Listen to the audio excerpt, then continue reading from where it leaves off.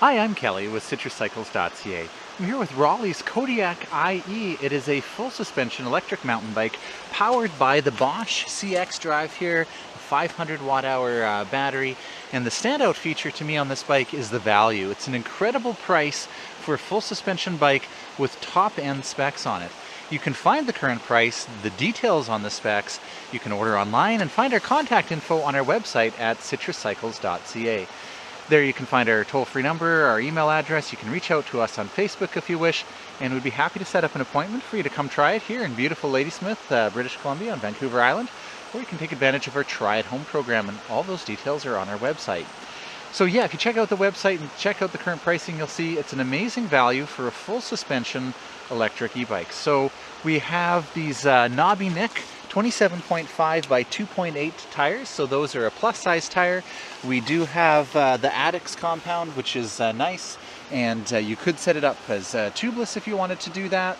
That's going to give you lots of traction, and that's the great thing about this bike with the Bosch CX drive here. You've got so much torque that you can climb up anything, and these really wide tires are going to help maintain the traction while you're climbing. They're also going to give you a lot of stability, so if you're new to mountain biking or you've been doing it a long time, it is really nice to have that stability and support from the tires. You're also going to get a lot of stability, support, and traction by having the full suspension here. So yeah, it's definitely going to give you a lot more comfort. So even if you're not trail riding and you're just riding on the road, this is going to give you a lot of comfort through potholes. But if you're hitting the trails, definitely full suspension is going to let you go faster. We've got the RockShox Monarch on the back here, and that's we've got 130 millimeters of travel in the bike. But a full suspension also makes sure that both of your wheels are always on the ground, and so it's going to help you on the trails be more stable, stay in better control of the bike. Up front we have RockShox. This is the RockShox Reba, and a little bit dirty from the test ride here. Also that 130 millimeters of travel. Of course, they're both air forks, air fork and air shock, so you've got the ability to control the compression up here. You've got rebound on the bottom, and then an air valve here, a Schrader valve, so you can use a shock pump to adjust the air based on your weight and on your riding preference. As I mentioned, we've got the Bosch CX mid-drive here. We've got a bash guard to protect it. I really like that. We've got this chain guide up here with a pulley to help keep the chain clear of the chainstay and keep the tension on the chain despite what may be happening with the suspension. And so with the Bosch CX being a mid-drive, there's a lot of advantages to that. Your weight is in the middle of the bike, which is better than being in the rear tire, like sometimes with a hub motor. It also means that it's leveraging your transmission. So we have SRAM NX 11 speed. It's an 11 to 42 tooth cassette, so really wide gear ratio for climbing the steep hills, but also going fast on the road. When you change, say, to one of your climbing gears like I'm in right now, that impacts directly on the motor and helps the motor to help you climb. With the CX drive, you're getting 75 newton meters of torque, which is lots and lots of torque. And torque is really what's important to get you up the hills. A lot of times people ask about the wattage, and really that's not as important as the torque. The torque is going to tell you whether or not you're going to make it up the hill. And with the Bosch CX, you certainly can. One of the neat things about the CX drive is that as soon as you put force on the pedals, a little bit of torque or pressure on the pedals, the drive unit immediately senses that because it's actually listening for your torque, the speed of the bike, there's a speed sensor back there, and your cadence 1,000 times per second. So super responsive. As soon as you stop pedaling because you've got a difficult section of the trail coming up, the motor stops assisting. You don't need brake inhibitors or anything like that. And as soon as you want power and you put some force on the pedals, you get that so you can start right in the middle of a hill, no problem, no throttle required. And that's a safety thing. You don't want to throttle on a mountain bike like this because you don't want to accidentally bump it, and it's completely unnecessary. So with the Bosch mid-drive, very sensitive, lots of power, and because it's the CX drive, not only do you get the most torque and the most amount of assistance, but if we head up to the display here, this is the compact Puron display. It's nice and crash resistant. It's permanently mounted to the bike, so nobody's going to walk off with it. And we do have this eMTB mode. So when I press the minus button here, I can go all the way to off, ride it just like a regular bike. It'll be a little bit heavy because of the battery and the motor. Press the plus here, up to Eco is the lowest level of assistance. That's going to give you tremendous range with this 500 watt hour battery, maybe, I don't know, 120 kilometers, real world riding conditions. And that's the Power Pack 500. That's Bosch's highest capacity battery. The cool thing about the Bosch batteries is that Bosch purposely made them interchangeable and backwards compatible. So a few years ago, the 400 was the largest capacity. When they came out with the 500, they purposely made it backwards compatible. So if you bought a Bosch bike a few years ago with a 400, you can come into our shop, buy a 500, put it on there, and right away you're good to go. So I really like that about Bosch. Super reliable. They've got great service network. So it's a really great system to go with. Most people are going to ride with more assistance. That's Tour, for example, gives you about 120% of your input power. The cool thing is eMTB. Now it's just dynamic and adaptive. So if we pedal really hard, gives us up to that 300% input power. If we pedal lighter because we're going through a difficult section of the trail, maybe a rock garden or some roots, then it'll bring it down to that 120% or anywhere in between, depending on how hard you're pedaling. So it's a very intelligent system. But if you've got a big hill and you don't want to pedal hard to make it all the way up, put it onto turbo, and that's going to give you full power. Well, we're looking at the display here. I should mention we do have walk mode, so that's great. Up ahead on the trail here, I've got some stairs that I can't ride up. There's a bypass, but it's super steep and I can't get a run at it, so sometimes I have to push my bike. All you do is press and hold the walk button down here.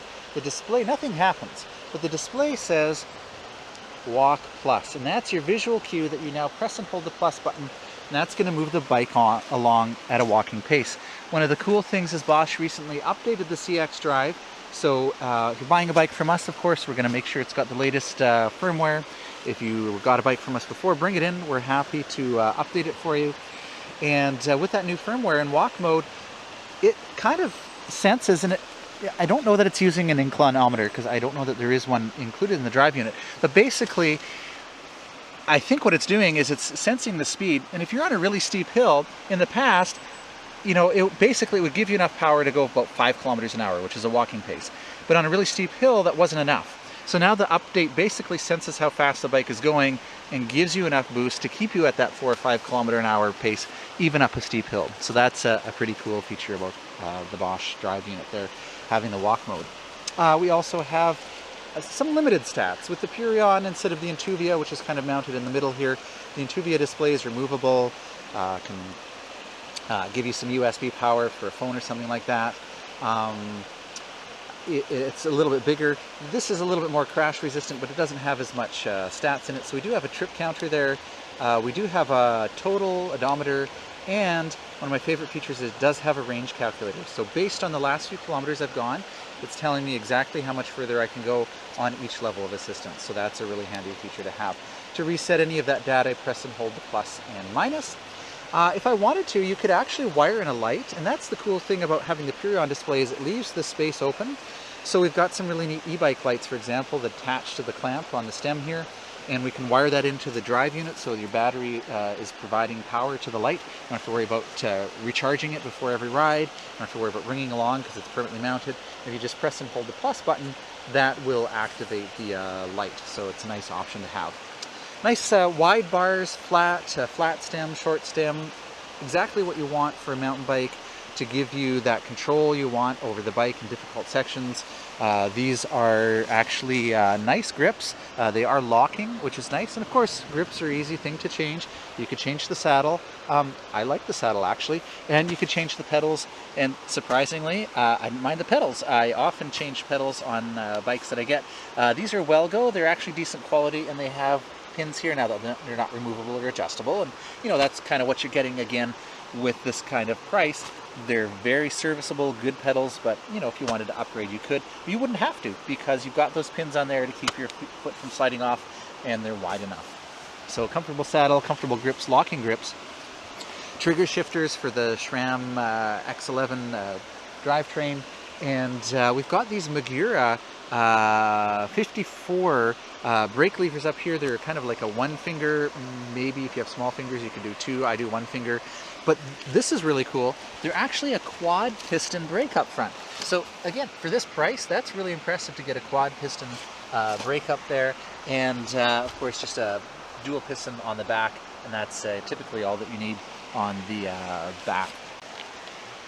We have a quick release on a through axle, so this is not a dropout. This is very stiff, we've got the boost standard here, so really easy to get your front wheel on and off, but also really secure. And that's a massive 203mm rotor up front as well. So all in all, really good top quality components on an incredibly priced bike. Lots of fun to ride. For more details, head over to our website at citruscycles.ca. So I'll head towards the trailhead to do a trail ride test, but you know, I prefer not to drive with my bike. That's why I like riding it. So I'm gonna head there. I'm gonna start out on pavement, and you know, it's a good opportunity to see how the bike handles on pavement. Even with these wider tires, it's not too slow. Of course, you could put some slicker tires on if you wanted, if you were primarily using this as a commuter bike. Now, you know, obviously it's designed for mountain biking, it's designed for trails with a full suspension, but we do find from time to time customers that want the benefits of the full suspension in terms of comfort and control, and maybe aren't wanting to spend the money on, say, one of the Riesenmuller Mustache full suspension kind of touring bikes. So they'll take a bike like this, which is an amazing value, and kind of convert it into this kind of everything bike. You put a seat post rack and some fenders and lights, and you know, so certainly it's doable. These are great off-road tires. They're not bad on the road either, but if you were primarily using it on the road, then yeah, you may want to go with something a little bit faster rolling. But really, you know, for the purpose of getting to the trailhead or running down to the grocery store, it's handles really well. It's not too slow. No problems on that hill in the eMTB mode. It's nice being able to just leave it there and not have to worry about making any changes, both on the trail, but even on the road. I just, you know, I didn't even think about it. I was busy talking. Forgot that it was on a road, or on a hill, sorry. So gearing wise, you know, I'm hitting close to 50 and could still keep pedaling no problem. So if you are looking to use it for commuting and want to get going pretty quickly, you can certainly do that. Try it on a hill in a few minutes to see if it's geared well for that as well. Into broken pavement here and potholes, and that's where, you know, the full suspension aspect of the bike is really great if you are using it as a commuter in addition to trails on the weekend. If it's kind of your everything bike, it's really nice because you know, with the full suspension, when you get into gravel, like I'm going to come up here, and potholes, when you're riding in traffic, you can maintain a consistent speed rather than speeding up or slowing down because of the potholes. So I just rode right through them, and you don't have to kind of swerve and try to avoid them. Just going to confuse the motorists. You know, you're going to be safer if you can kind of stay riding consistently. Speaking of swerving, you know, I don't expect any problems with these tires. They're nice and wide, just for fun. You know, do some quick braking here. No problem, lots of traction, didn't lock up the tires. And you know, on the gravel here, even as I'm swerving, no problem with traction at all. Back onto a little trail here. And that's the fun thing about using a bike like this as your everything bike, is you can find the opportunities to take the little shortcuts, or maybe it's not shorter, but it's more fun. Certainly less traffic when you can head onto trails like this.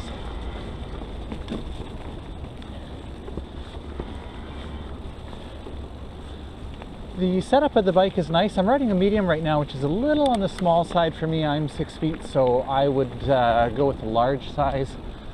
But it's a nice riding position.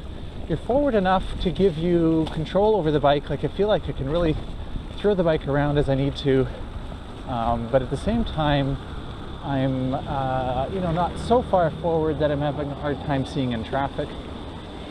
I don't think I'm going to get worn out from being really far forward, so it's nice comfortable riding position.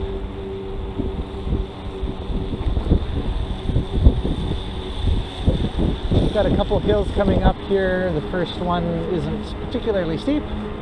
Then I'm going to duck under a tunnel. I may lose GPS signal at that point. And the next hill, the next hill's close to 30%. Great if the GPS is working correctly. In the camera, you'll see the gradient in the bottom right corner. And the speed probably won't be very accurate because it's measuring the horizontal distance rather than the actual distance when I'm climbing a hill. Yeah, so no problem on that hill at all. Just left it in eMTB. Shifting is actually quite smooth. You know, there's all the... When I'm kind of testing a bike in this price range, there's a number of things that I kind of expect, you know, because there's things that they would do to kind of hit that price point, but I'm always surprised with this bike because it's like, oh yeah, actually the shifting is smoother than I thought it would be. You know, the brakes are very responsive. All the things that you want are there.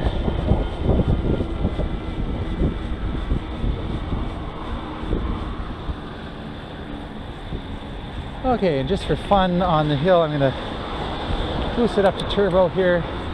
I don't have to do that. I could leave it at eMTB. And as long as I pedal hard, it's going to give me that full 300% power. But if I don't want to pedal hard, then that's where the turbo is handy to have. Okay, so right now I'm in my biggest gear. I don't know if you can hear that. There's a little bit of noise coming from the chain guide as you get into the extreme ends of it there. It's not bad. It's just a little bit noticeable. Now the chain guide is nice, you're not going to have to worry about the chain falling off or anything like that. Yeah, so no problem on that hill at all. And turbo, I didn't even have to be in my easiest gear necessarily.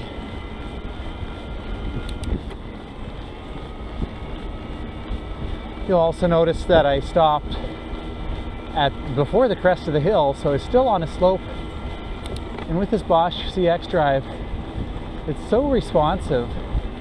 As soon as I put the force on the pedals, I'm getting that immediate power to get going. And that's nice because, you know, there are going to be times when you're stopping in the middle of the hill, either on a trail or on the road, and you want to be able to get going. Certainly you won't have a problem with that with this bike.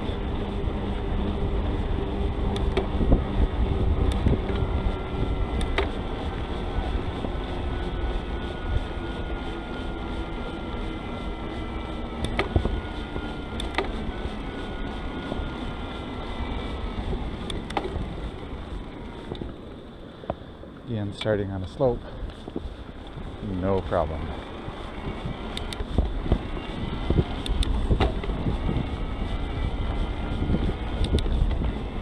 I guess I don't need it on turbo anymore. I'll put it back to eMTB, and really I didn't need it on turbo in the first place, as long as I didn't mind pedaling hard. And that signals to the Bosch unit that you need more power. That's great on trails like coming up here. I don't have to be worrying about increasing or decreasing the assistance, just leave it where it's at. And the bike will figure it out for me. So this isn't really a mountain bike trail. It's more of a hiking trail, so I'll keep my speed down to keep my eye out for pedestrians. It'll give you a good idea of what the bike is capable of.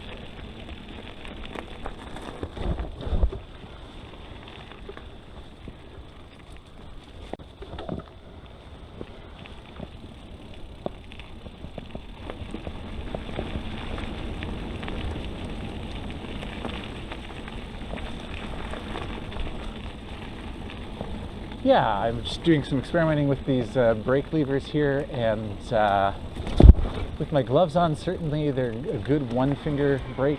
Without gloves, you might be able to use two fingers. One is all you need with all that stopping power that you have, especially up front. The quad piston brakes there, it's very impressive. Although it's certainly not necessary. This is where I'm noticing the lack of a dropper post. A lot of bikes Most mountain bikes now are coming with a dropper post, but that's something you can easily add if you wish, and that's a good way that Raleigh was able to get the price lower, because you know, it's not necessary, it's helping to bring the price down, and something you could always add later on if you wanted to. Tricky section here with some stairs, a little bypass, some loose material on it, and a cliff right on the right there. So it's nice having these quad piston brakes where I know I'm not going to go out of control and go careening over the cliff. And some roots and wet leaves and no problems at all coming down that section there with the suspension and these tires.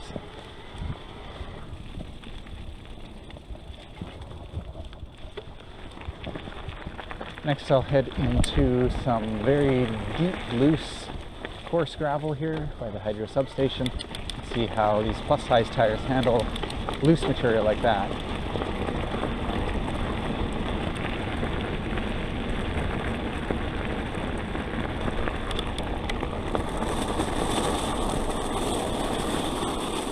Okay, cornering, no problem. Kind of wiggling through here, no problem. Yeah, so these plus size tires do a good job in loose material like this.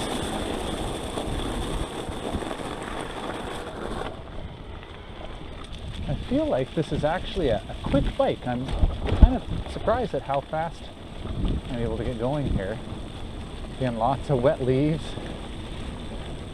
No problem with the traction. Lots of modulation with these brakes.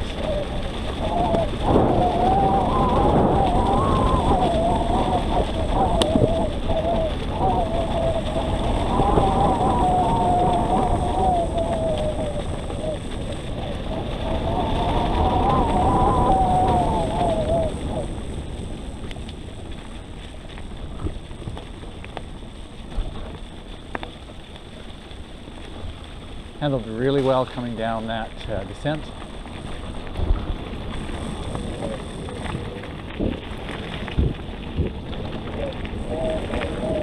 Yeah, it feels really easy to control this bike. I'm actually having a lot of fun with it. I'm really enjoying it. I haven't noticed, you know, a lot of bikes now are coming with at least 150 millimeters of travel. This one only has 130, but on trails like this, you know, I'm not doing big hits or jumps, drops, and it works pretty well. Alright, so now I'm going to head back up, and the great thing about an electric mountain bike is it's as much fun going up as it is down. And so, you know, if you're a serious mountain biker and you've been shuttling up hills, you don't have to do that anymore. You can ride up and, like I said, have as much fun going up as you are coming down, better for the environment.